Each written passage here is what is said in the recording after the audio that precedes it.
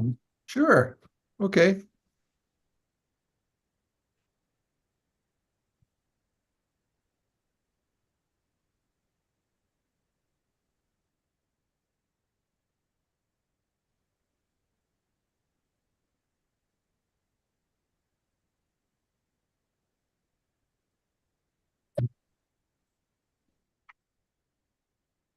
Okay.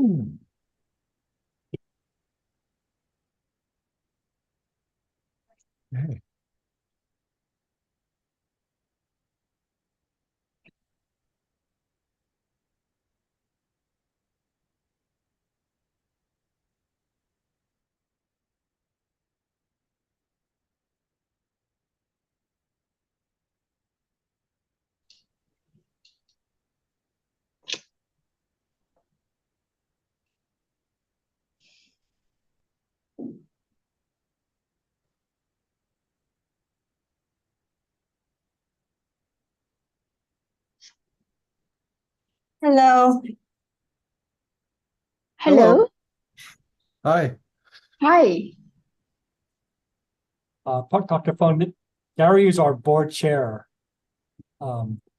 Just so we get your name pronounced correctly, is it Fung or Fang? Pang. Fung. Fung. Yes. Okay, thank you. Thank you. Okay. Well, whenever you're ready, Chair. Okay. Yes, I'd like to go ahead and call this special Board of Directors meeting of the Hawaii Housing Finance and Development Corporation to order. Today is September 13th, 2024. It's approximately 2 p.m. I guess the first thing I will do is ask you, Essa, if you could take a roll. I know we're not engaged in any decision-making today, but I'd like to see who's attending. Today in attendance, we have Chair Gary Mackler and Directors Sean Sasaki, Jason Bradshaw, Jay Kimura, Don Mende, and Luis Salavera. Okay, thank you. We're here today for an informational presentation. Professor Fong, thank you very much for being here today to speak to our board. We appreciate that. And you will be giving us a presentation shortly. I just wanted to let you know, I know you've met our executive director and some of the staff at HHFDC. We are members of a board of directors for HHFDC, which is created by Hawaii Revised Statute. There are 9 board members, of which 6 of us serve as volunteer board members, and 3 are state ex officio board members. And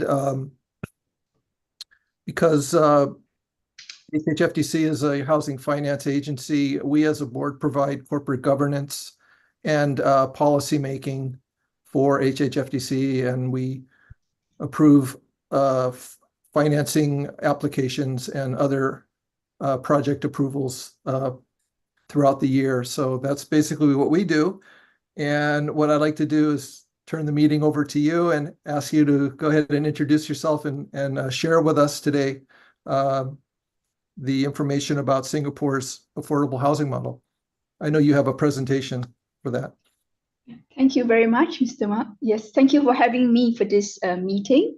Pang Sok Yong Pang from Singapore Management University. I'm visiting this month at the University of Hawaii at Manual Economics Department, and was invited by Mr. Kami to give this presentation to the board. So I thank you for arranging for this. And can I share my slides through the share screen?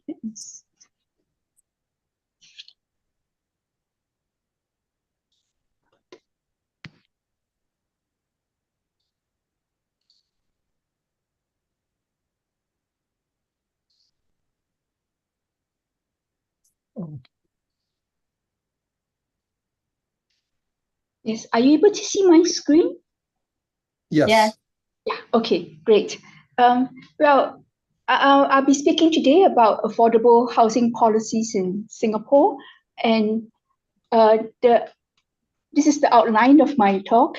I'll give some background information on Singapore first, and I'll explain land and housing policies and the fiscal implications of these policies. And then I will elaborate a little on our leasehold system, because most of our housing is built on leasehold land. And where I use Singapore dollars, the exchange rate is about 1 Singapore dollar to 77 US cents.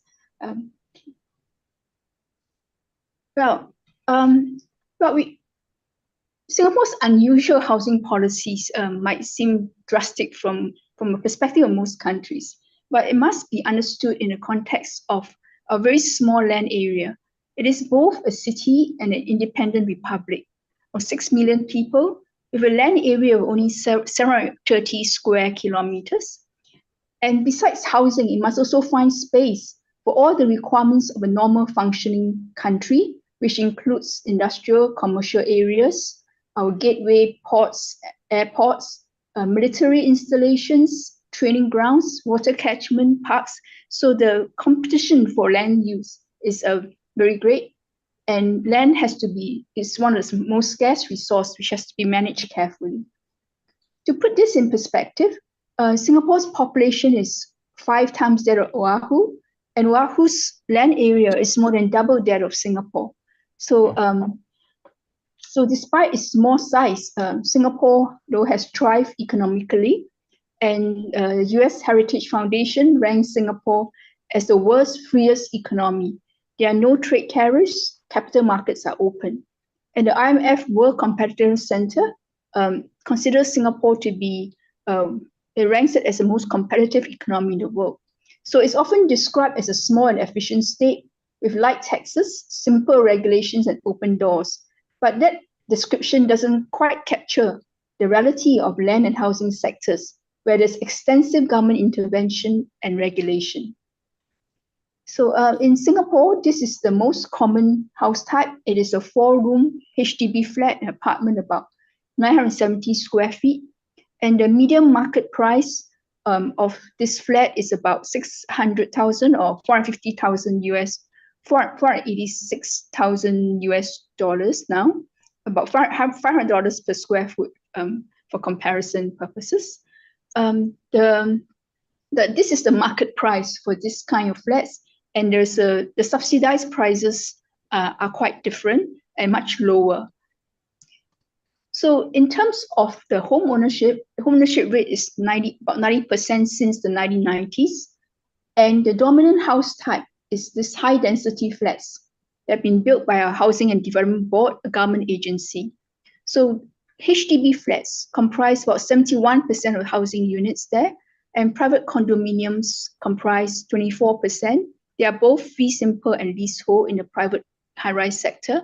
And there's a small private landed sector, which is only about 5%, and these are mostly fee simple land titles. The house price to household income ratio, the house price meaning that the price of that medium HDB 4-room flat is about 4.7. That's the market price of the medium annual income for the resident households.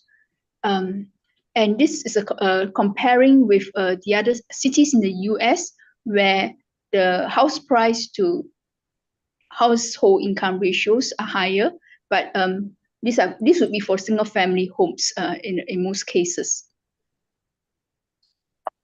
So how did we manage to arrive at these outcomes in terms of high ownership rate and affordable housing?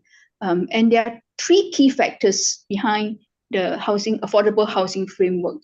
First is land, the next is the housing supply, and third is housing finance. So let me first provide a brief history of our land policies. Okay, Singapore was founded as a British trading post in 1819, and it was granted internal self-government in 1959, at the same time that Hawaii became a state. So the PAP, led by Mr. Lee Kuan Yew, won a landslide victory with an election manifesto to deliver improvements in housing, education, and jobs, and to merge with Malaya. So the PAP has remained in power since through multiple elections.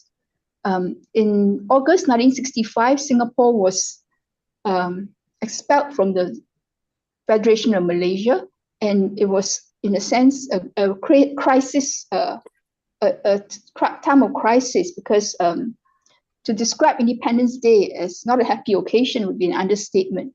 So the crisis did, however, afford the government the opportunity to change the rules on land acquisition. So soon after we became independent, the government took the bold step of passing the Land Acquisition Act, which gave the state and its agencies broad powers to acquire land, not just for public purposes, but for any residential, commercial, or industrial purposes, and without recourse to the courts. And landowners cannot object to the decisions of the government, and appeals on compensation can be made only to the appeals board and not to the courts.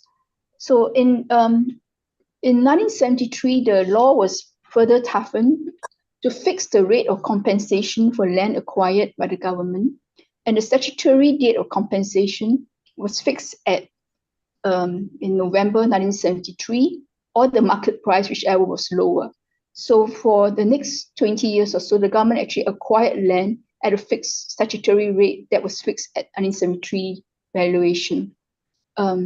Subsequently, there were changes to this statutory date, and now the statutory date that doesn't exist anymore. The government acquires at market rates.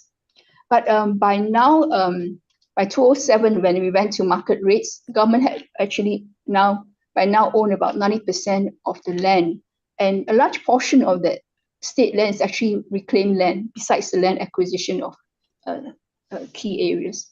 So the reclaimed land actually comprised about 25% of the total land area in Singapore. And reclaimed land is actually a very expensive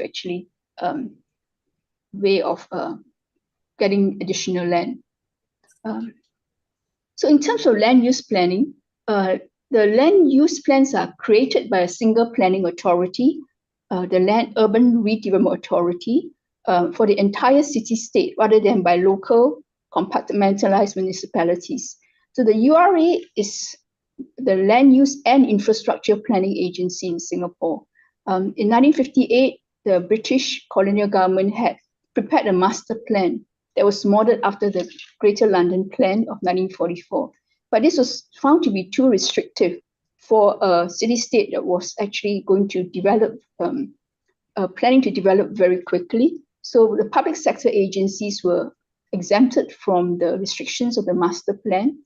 And way back in 1964, even before independence, an amendment was made to introduce a development charge to any increase in land value or from rezoning or upzoning. And today, the development charge is known as the betterment charge, and it's about it is currently 70% of increment in land value. In 1971, with the help of the United Nations, a concept plan was used to guide long-term land use planning. And by 1990, it was with actually in order to incentivize private sector redevelopment, there was a change in planning approach from the passive updating of the master plan to making the master plan a visionary, forward-looking plan, which gave guidance on permissible land use and density for development. So every 5 years, the master plan is updated, and the long-term plan is updated regularly, aligned with the economic plans of Singapore. So that's the land use planning framework that is used. And the other important part about affordable housing is the government's construction of HDB flats. So HDB flats and estates house the majority of Singapore's residents. About close to 80% of Singapore's resident population live in these estates. And as you can see, that's the building statistics of the HDB since it was established in 1960. And on average, currently, about 20,000 units are put onto the market every year, which is aligned with the increase in, which is aligned with the increase in resident population households and also the number of first-time marriages in Singapore, so that first-time homeowners would have this option to apply to the HDB for their first flat.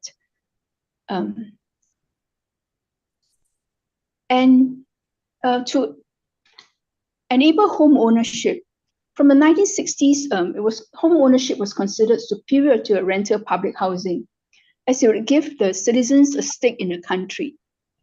This was particularly important in the context of nation building in post-independent Singapore. So in 1964, the HDB had started a home ownership scheme, but because of low incomes, uncertain incomes, then the home ownership scheme didn't take off.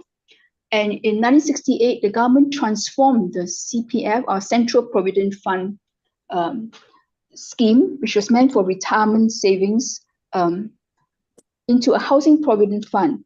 So employees and employers have to make substantial compulsory contributions to the employee's account. And currently it's 37% of wages go into the CPF account every month. And from that 37%, the CPF allocates in their accounts 8% for health, 6% for retirement, and 23% for investments, and 23%, and that's the ordinary account, and most people would use that for housing-related payments. So the down payments and the mortgage payments for taking a housing loan would come from that ordinary account that could be withdrawn.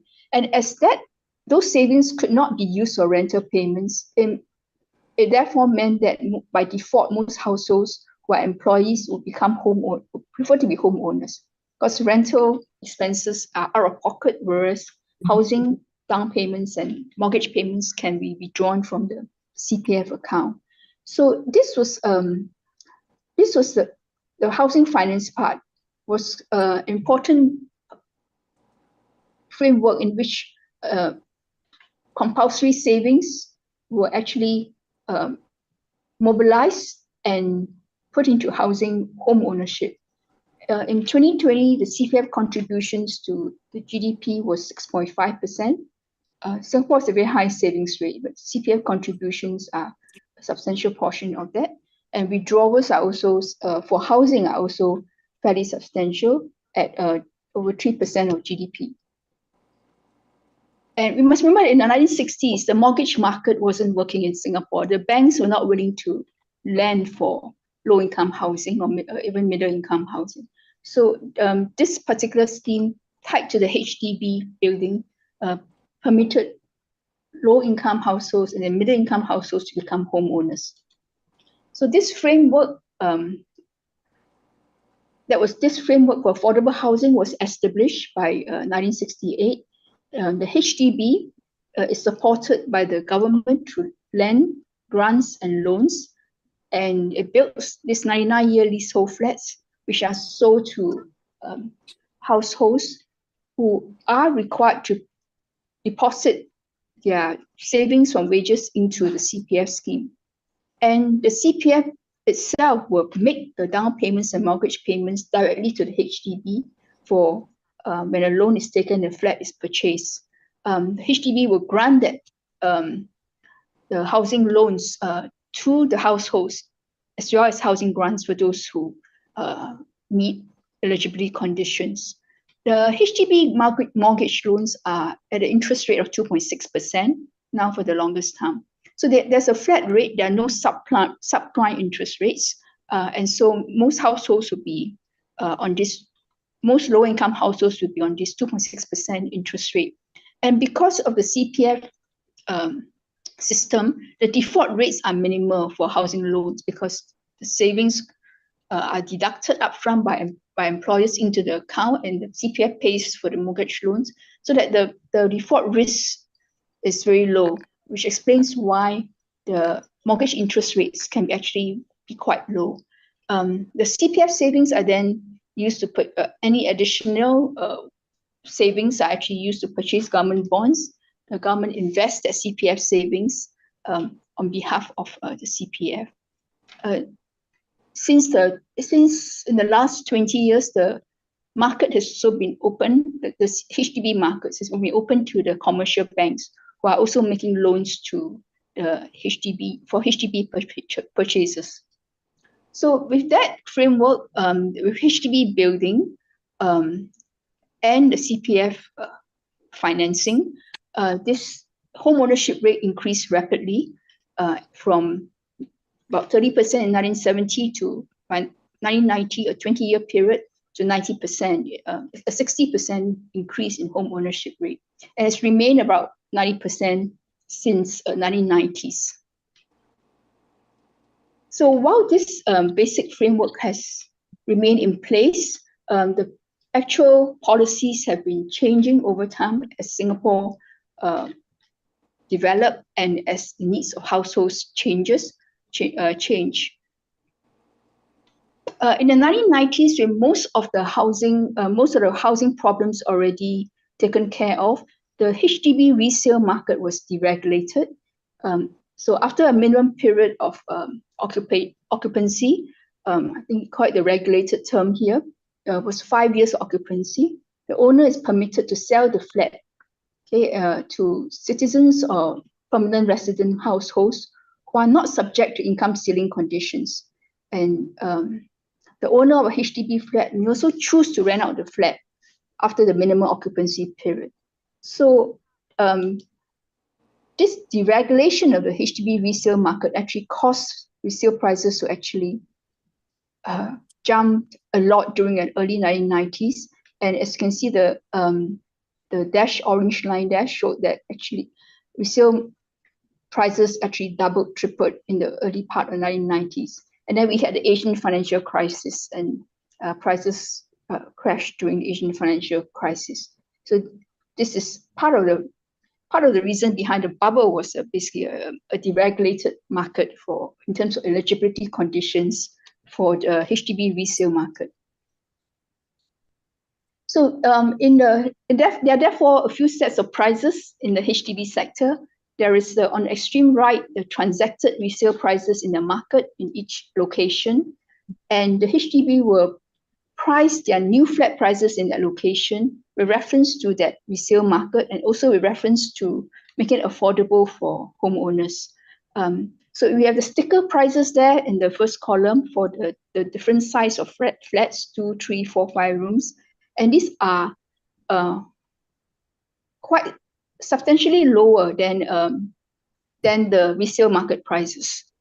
And there's also a net price, which is the sticker price after housing grants. So households, depending on their household income, will get a housing grant from the government to help them with the purchase of their flat. And this grant would be higher for lower income households. So the grant amounts have increased over time.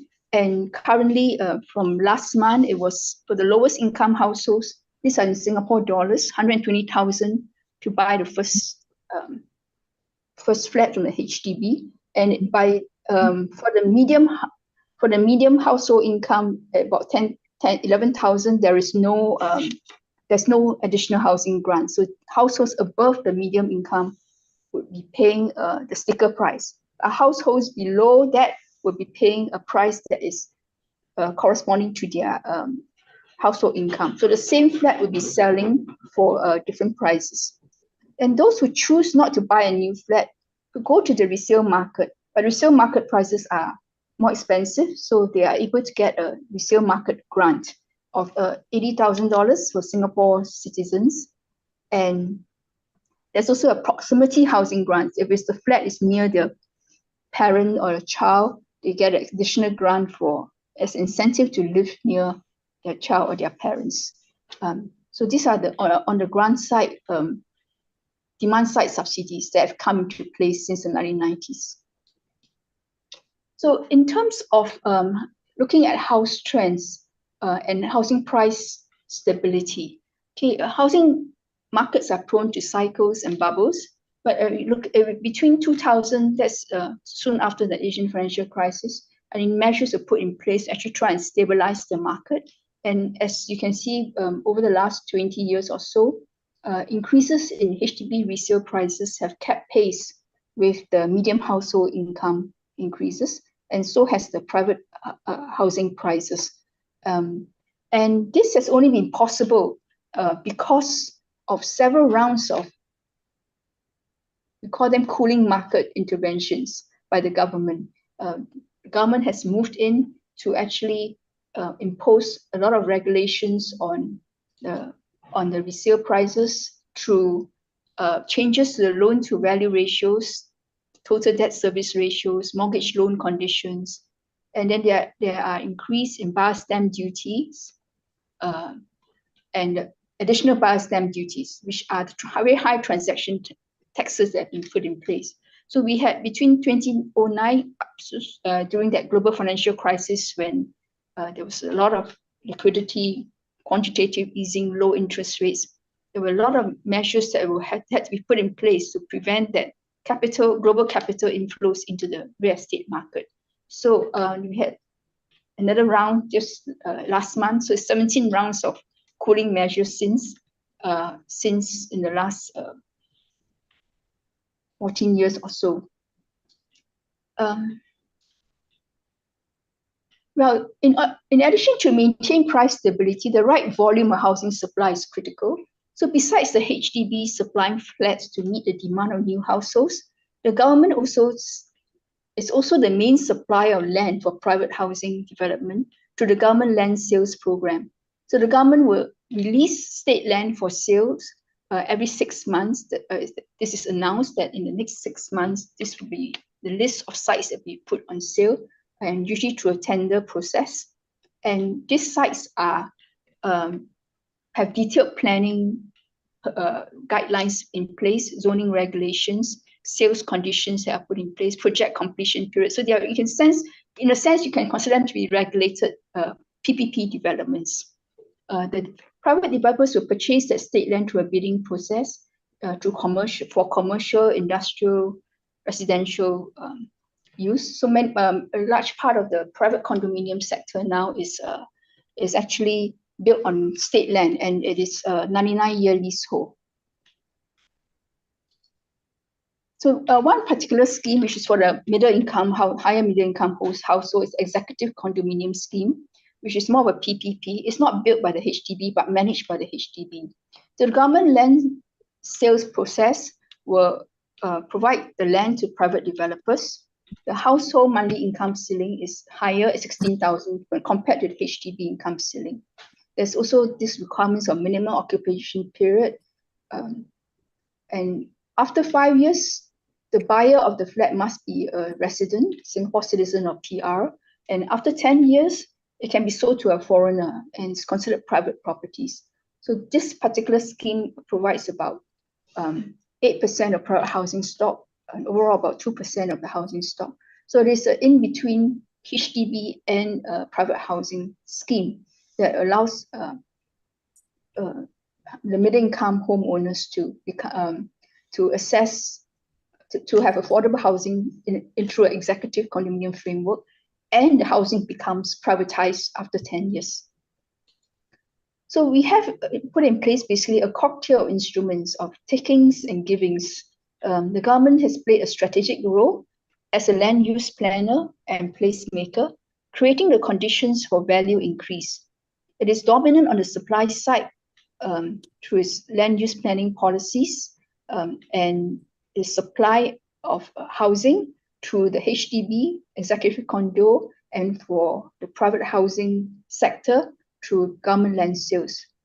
And in terms of redevelopment, there's a betterment charge framework in place as well. So on the giving side, housing is heavily subsidized for the lower income group. There's a big CPF pension scheme on the demand side to facilitate home ownership. And the market is actually segmented and regulated differently. You have market segmentation through residency status, household income, household profile, necessity requirements, age, marital status, etc. Then there is also the location. By location, these units can be regulated differently. Then we have that whole list of cooling measures where called macroprudential anti-speculation measures. There's a buyer stamp duty, additional buyer stamp duty, seller stamp duties, and caps on the loan to value debt service, total debt service ratios. Property taxes are progressive. It's based on annual rental value from 0% to 4% owner concession rates to 36% for the larger properties, higher value properties. So we have, through this system of land and housing policies, enabled, you can call it land value capture, and revenues associated with land value capture and taxing or externalities come up to about 50% of the government's total revenue, and it's about 10% of GDP. So we have the sale of land by the government, bringing in about 30.5 billion for 2024. This estimated. It's 19% of the government's revenue. Then this sale of land receipts go into official reserves, are invested by our sovereign wealth funds, and the interest payments come back into the government's operating budget as investment in interest income. And we have the property taxes, stamp duties, land betterment taxes, rental of properties by the state, and then motor vehicles are taxed very heavily in Singapore because road space is scarce. So our car owners pay, I think, the highest charges for owning cars and using cars. And then there are the sin taxes of casino taxes, betting taxes, liquor, tobacco. So all that is 50% of the government's revenue. So that actually enables the government to keep corporate and personal income taxes low and ensures Singapore's competitiveness. On the expenditure side, operating expenditure for housing is actually one of the largest items. It's the 5th largest item after defense, health, education, home affairs. As home affairs is the law and police, civil defense, etc. The transport ministry is allocated the largest development expenditure amount. We're still constantly developing the rail system, the airports and the port as well, because the airports and ports are strategic export service sectors in Singapore. In terms of how the HDB itself is financed, you can see from that table that the HDB actually gets revenue from selling the flats, 5.5 billion. It declares a loss on the sales, things of 1 billion. The HDB manpower cost is about $500 million. These are in US dollars. HDB employs 8,000 employees. So the HDB's deficit before government grant is in the region of 5.2 billion. This HDB's deficit is actually financed by the government for that year is 5.1 billion. And the government also provides financing loans to the HDB for mortgages and upgrading. The government grants to the HDB as a percent of GDP is about 1% of GDP goes towards this operating subsidies to the HDB. However, if you look into the financial statements, the HDB actually pays the government for the purchase of land that it uses for housing, and the HDB actually paid the Singapore Land Authority about 5.8 billion for the land that it has used. So this basically meant that in terms of recovery of construction, basically the HDB is looking to recover on the construction costs and administrative costs of all the work that's done, and the land is actually provided by the government, sold to the HDB, but the amount is actually going back to the HDB for its operating losses for payment of land. So as most of the housing actually in Singapore is now built on leasehold, the lease expiry policy has been very much discussed in Singapore because people are wondering what will happen when the lease should expire.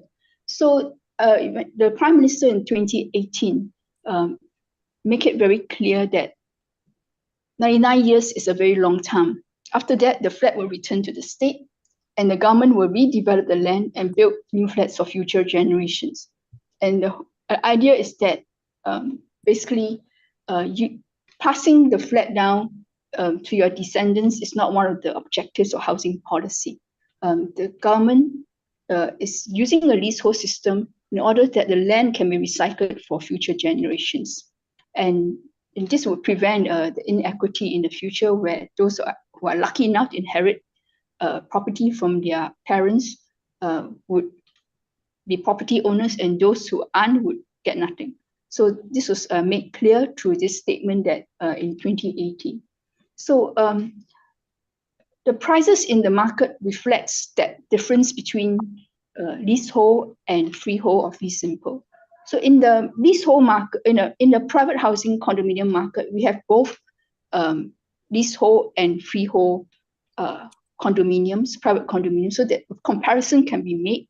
And studies have shown that basically the condominiums built on freehold land was sell at about 10% higher per unit square price than comparable leasehold properties after controlling for property age, unit size, distance, MRT, CBD, etc. So there's a 10% premium on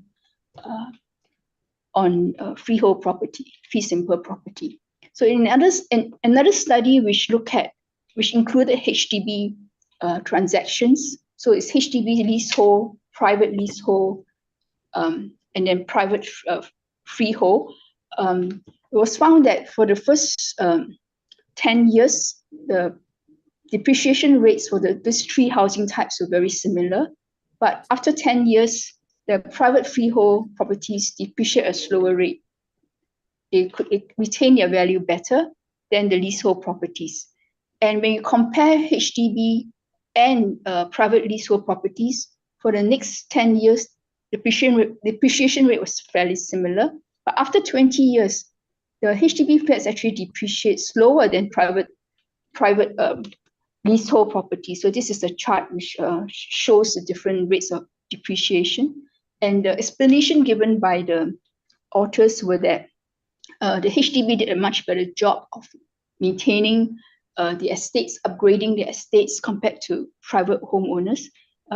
Because after the HDB flat, so the government continues to be involved in maintaining these estates, in upgrading the estates, providing further subsidies to ensure that the estates did not deteriorate in terms of facilities and other aspects such as the lifts, and even internally within the flat, upgrades are being done at subsidized rates.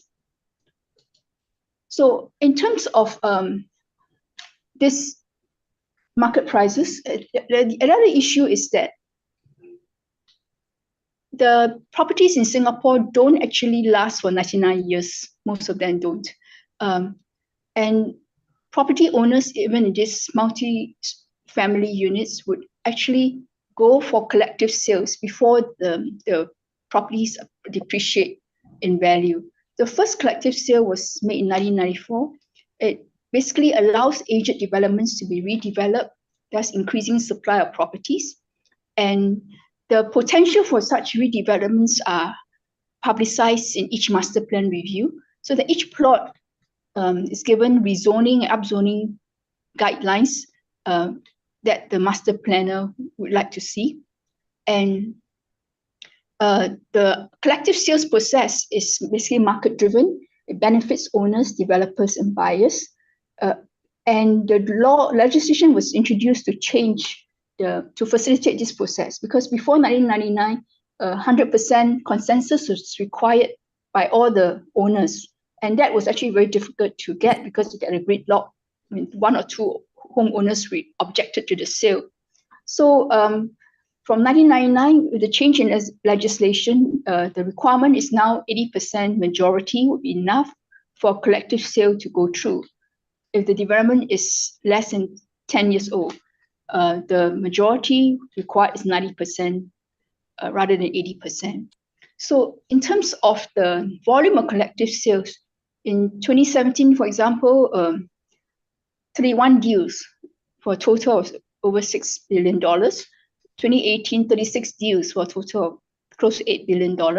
So this offers the leasehold property owners an exit option as their lease runs down, because the developer will then buy the property and apply for a top-up of the lease when a new development is put up. Okay, so the private housing collective sales process is very carefully laid out by the statute. All these steps have to be followed, otherwise the sale might not go through. So lawyers are involved, valuers are involved, surveyors and consultants are also involved in this process of collective sales. Okay, I won't go through those steps, but basically we have in place a process for this collective sales mechanism to take place. Okay. On the HDB side, the HDB has also been doing this redevelopment. So some of the older estates that were built in the 1960s, 70s, 10 stories, built during a different time, have been actually, you call it condemned here, the government went in and acquired those properties, provided the homeowners with a new flat nearby, and then redeveloped the area into a new housing estate. So the HDB has been doing this, the term is selective redevelopment scheme, and in the last 30 years, about 83 sites have been redeveloped. Not many, but the older sites that were built in the 60s, 70s, these have largely been redeveloped to newer estates. And because of the speculation about which sites were going to be developed, etc., again, in that same address in 2018, the Prime Minister had to announce that not all sites will be given this redevelopment process, and that there are plans now for a voluntary early development scheme to be put in place, because of the HDB estates were all, so many units were built in the 70s, early 80s. These are all going to be reaching their 99-year lease all at the same time. And then they will all have to be redeveloped at the same time. So the planning is for that when these estates reach 70 years, residents can vote for early redevelopment before the lease expires. So basically, Singapore is a case of how, because land is so scarce, there's strategic value capture and planning. The government supplies housing, integrates housing with retirement savings, and there is very careful regulation and also deregulation of housing markets. And this have actually allowed Singapore to achieve affordable housing outcomes, okay, enabling economic growth with equity. So yeah, I've come to the end of my presentation, and I'll be happy to take any questions you may have. Thank you. Thank you. So anyone that is viewing today's presentation, if you have questions for Professor Fong, this would be a time to ask your questions.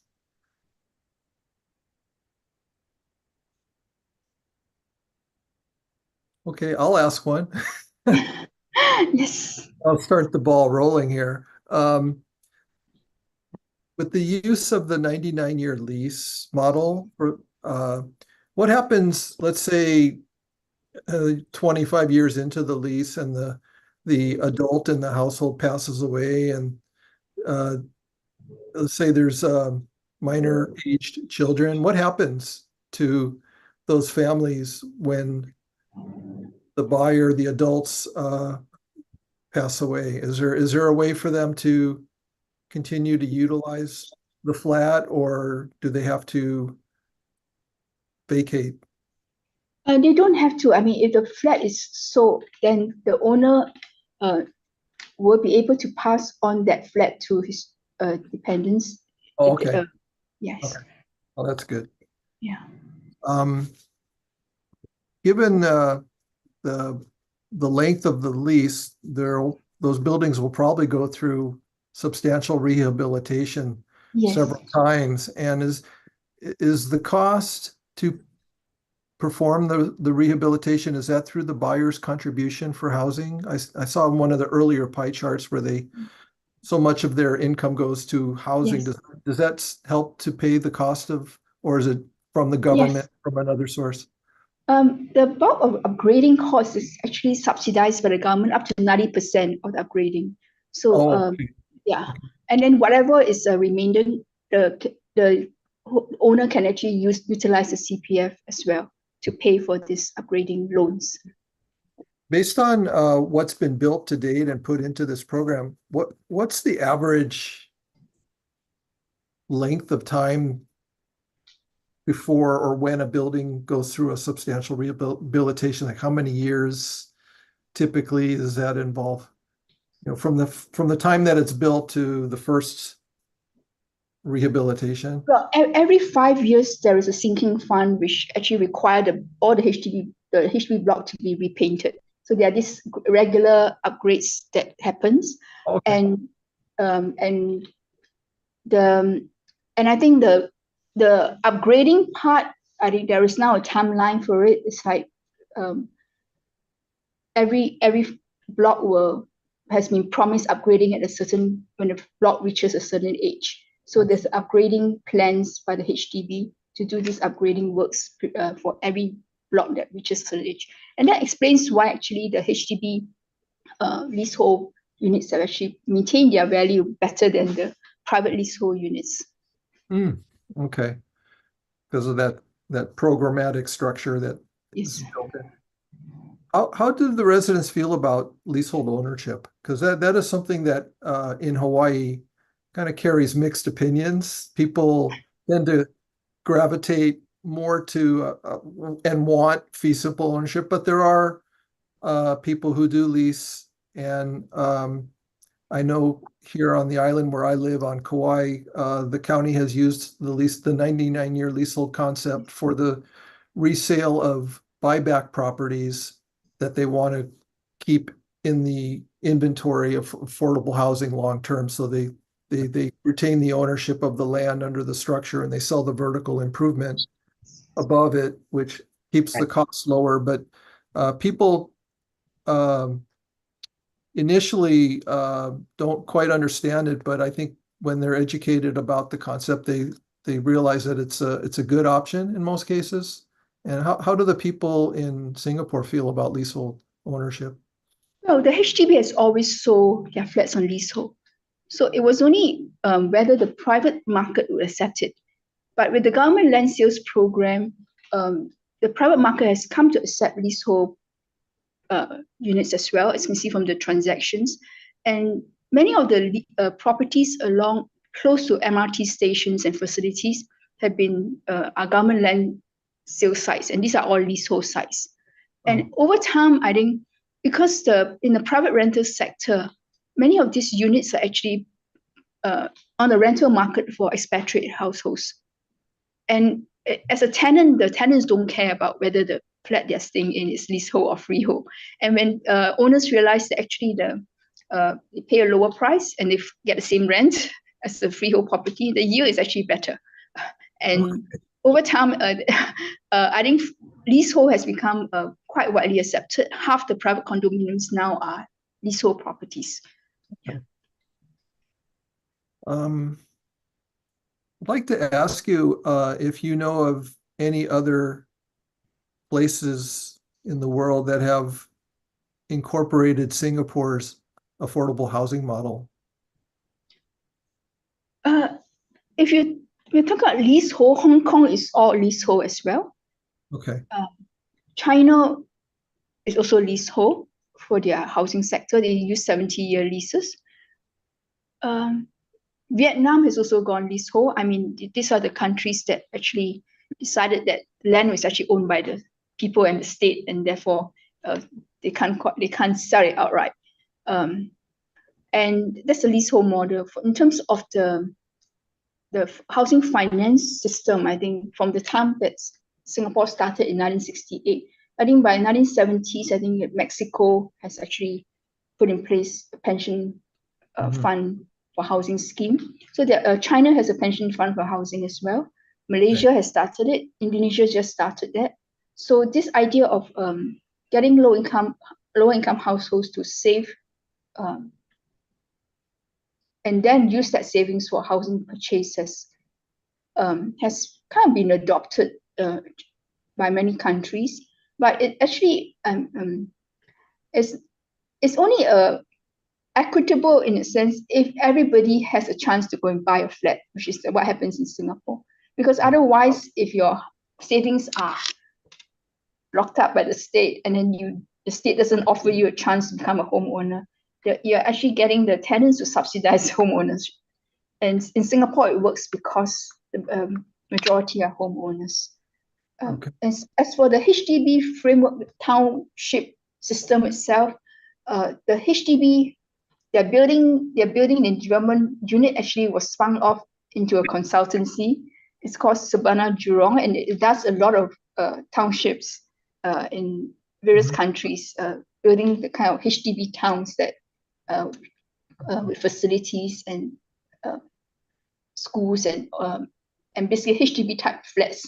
And I think they're operating in many areas in India, in China, etc. So bits and pieces of the Singapore model has been adopted, but I think the entire framework itself is rather unique to put all the pieces together.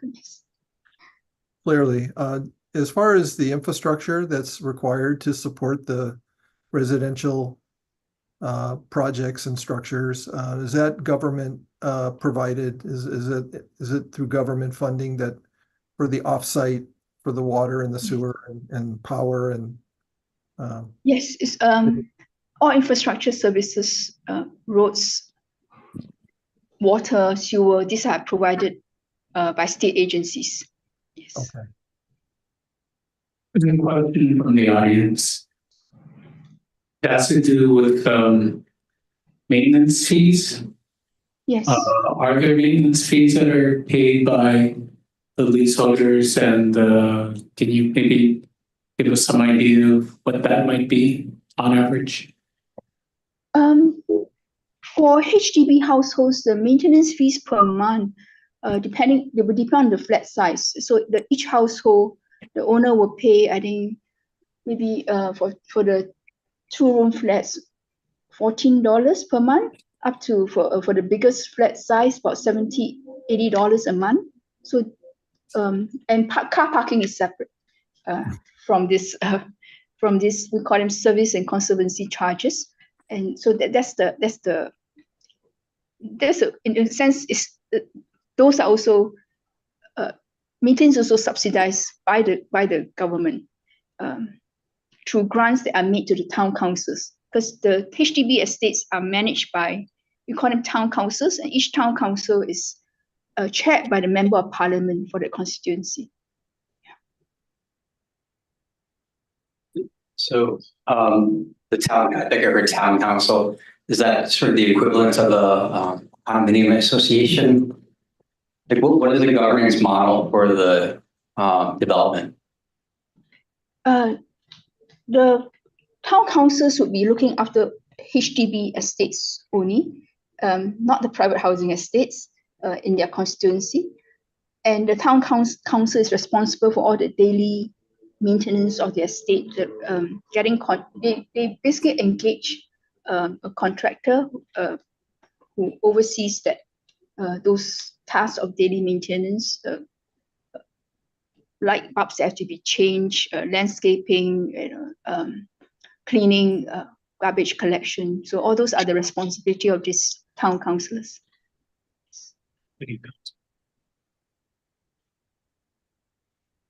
Professor, you mentioned that the buyers can sell their units after 5 years of occupancy. Yes. Is there a financial incentive for them to sell, or why would they sell, I guess, given the limitation of or availability of housing? Are they incentivized in any way to sell after that minimum 5 years? It depends on, it's the same reasons why people might move if they want to upgrade to a bigger unit, or if they are aging and they want to downsize to a smaller unit.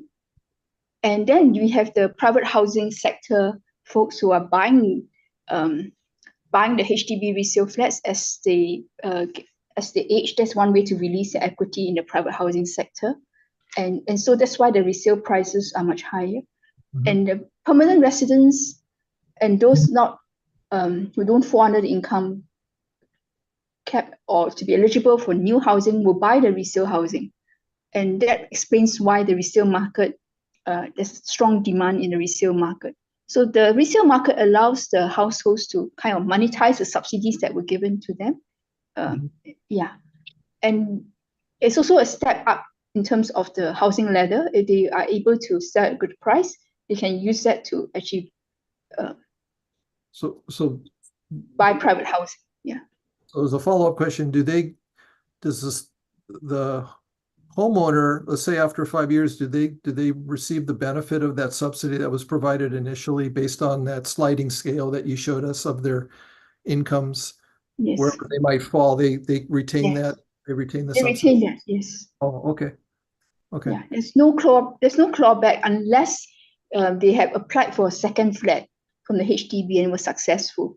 So when you get a second flat that's subsidized, they have to, part of the resale proceeds go towards reducing the effective subsidy of the second flat. Okay. Another question, I think, somewhere. Anyone else viewing the Zoom have questions for the professor? Yeah, Mr. Chair, Huh? can I? Sure. I just had a question about, like, I know you had brought out like the infrastructure, but how is that with such dense population as far as like is Singapore like Hawaii, everybody owns a car? So like with parking, or is the public transportation that good where residents don't need cars, and if they do, then is the parking all of that included in the structures? Yes, the parking facilities are provided according to building guidelines, but only about 30% of households, 30 to 40% of households in Singapore own a car because we have a quota scheme for cars. So, the car population is not allowed to increase. So there's a bidding system in place to bid for the right to own a car. So, Oh, no kidding. Oh, wow. Yeah. Okay. So, the average Toyota, say Corolla, will sell for $100,000 US Oh my. in Singapore. And that's just ownership. And then, there are congestion charges, there are parking charges, and there are fuel taxes. So Singapore is one of the most expensive places in the world to own a car.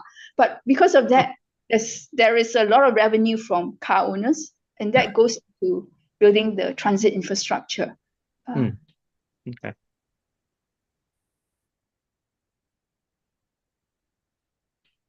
Sounds like Well, you want Professor, I do to. have, Oh, please go. sorry, right Chair. ahead. No, go right I have ahead. a question. It's very impressive that Singapore has the 90% homeownership rate, and it's clearly due to the synergy between the taxation, financing, planning, and development regulations that are aligned to further homeownership. And here we have different layers of government, and at the state level, we don't control, for example, taxation, and we don't have a financing mechanism like the Central Provident Fund. So what do you think that the state of Hawaii, for example, could do to, I guess, further, a model such as what you have in Singapore? I think the Central Provident Fund was a mechanism that was set up when the mortgage market wasn't working. But in America, the mortgage market works, so you don't need a Central Provident Fund in that sense. Your households here have no problems with assessing a mortgage if they meet all the criteria that is required. So this mechanism actually was in place because of, you can say there was a market failure in that space. But in terms of the financing for affordable housing, I think there's so many different sources of financing that in the US for affordable housing. So it is just, there's so many different schemes And it is I think it's a matter of also whether the US is willing to finance affordable housing, say to the tune of 1% of GDP, which is what Singapore model is, and how that flow is of financing is made. I think Harris has announced the 25,000 first-time homeowner down payment assistance grant. There are actually concerns that may actually push up housing prices even more. So there are other suggestions such as tying transit funds to building affordable housing, etc. So different mechanisms to try and increase the supply of housing. But I think Hawaii is doing that a lot already. I noticed so many new schemes have come up on the 99-year leasehold for different agencies that are trying to put out that supply. So the issue is on the supply side, what is being done, and whether the private developers can be incentivized enough, or whether you need a more direct way of actually increasing the supply. And the PPPs are a good way to consider. I think the PPPs for rental housing, PPPs for the one I described where in Singapore we have executive condominiums where it's a government that actually makes the land available to developers to build. And I think Senator Stanley has actually suggested some form of it in terms of making land available on a 99-year basis for private developers to build. So it's a matter of planning on the supply side as well. Yeah.